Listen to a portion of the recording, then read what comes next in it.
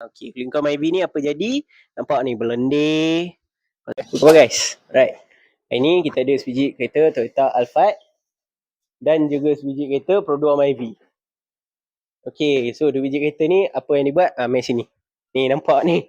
Satu, dua. Dua-dua kereta ni masalah dia ialah cooling coil dia bocor.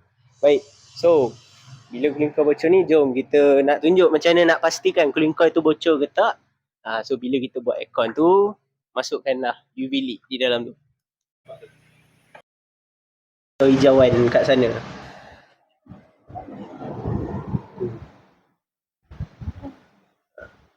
Okay, baik. So, ni cooling coil Alphard. Cooling coil dia bocor. Ini Myvi. Okay, cooling coil Myvi ni apa jadi? Nampak ni berlendir. Lepas tu dia ada bocor juga dekat bahagian sini.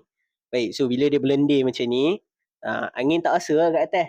Baik, so nak selesaikan masalah ni, tukar cooling coil.